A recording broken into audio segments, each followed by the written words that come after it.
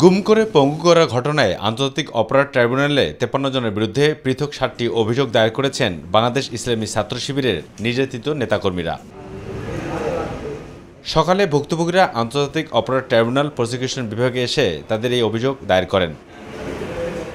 এ সময় অভিযুক্তরা সাংবাদিকদের জানান, পুলিশ ও র্যাব 3 বছরের মতো গুম করে রেখে এসব ছাত্র শিবির নেতাকর্মীদের উপর নির্মম নির্যাতন চালায়। শুধু তাই নয়, গুলি করে ও রামদা দিয়ে কুপিয়ে তাদের হাত পা কেটে ফেলা হয়। অভিযোগকারী 7 জনের মধ্যে এখনও একজন নিখোঁজ রয়েছে বলেও জানান তারা। এ সময় এক আবেগঘন পরিবেশের সৃষ্টি হয়। ছাত্রলীগের ছেলেগুলোরা, যুবলীগের ছেলেগুলোরা দৌড়ে আসতেছে, কেড়ে নিয়ে আমারে মারধর শুরু করে। এক পর্যায়ে একজন কুড়ালের মতন এখানে একটা কূপ দেয়, এখানে একজন কূপ দেয়, এই পাশে একজন কূপ দিয়েছে। আমার হাত পিছনে হাত আছে, হাতে পিঠে বাড়ি দেয়, মানে বাড়ি দেয়, হাতগুলো ফেটে যায়। আমরা আসলে চোখ বন্ধ ছিল, আমরা বুঝতে পারিনি। তা অনুমান করতে পেরেছি এটা যেহেতু আমি ঢাকায় বসবাস করেছি, এটা এয়ারপোর্টের আশেপাশে হবে। ওখানে প্রচুর বিমান উঠতো নামতো আর কি, শব্দ শুনতে পেতাম। আর সেম কন্ডিশন, এখানে আমাকে 3.5 মাস পিছন থেকে হ্যান্ডকাপ বাঁধা অবস্থায় এবং সামনে থেকে চোখ বাঁধা অবস্থায় রাখা হয়েছিল।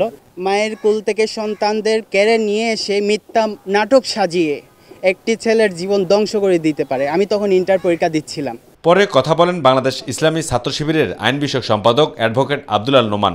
তুলে ধরেন অভিযোগের প্রসঙ্গ। সর্বশেষ হচ্ছে আমাদের 7 নম্বর কামরুজ্জামান ভাই, যিনি এখন পর্যন্ত মিসিং আছেন। আমরা শত চেষ্টা করো ভাইকে আমরা খুঁজে পাইনি। তার বাড়ি হচ্ছে ঝিনাইদহ সদরে। তাকেও এই র্যাবের পরিচয়ে বাসা থেকে উঠিয়ে নিয়ে যাওয়া হয়, বন্ধুর বাসাতে উঠিয়ে নিয়ে যাওয়া হয়, কিন্তু অদ্যাবধি পর্যন্ত আমরা তার কোনো হদিস পাইনি। এ ছিল আমাদের 7টি অভিযোগ। আমরা ট্রাইব্যুনাল অভিযোগ দায়ের করেছি। আমরা আমাদের অভিমত, আমাদের প্রত্যাশা ব্যক্ত করেছি যে যারা এখনও মিসিং আছে আমরা তাদেরকে ফিরে পাবো।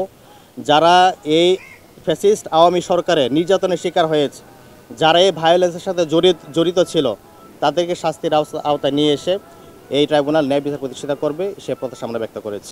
দেশপলাতক ফ্যাসিবাদী সরকারের নীলনকশার অংশ ছিল বলেও অভিযোগ করেন অভিযোগকারীরা।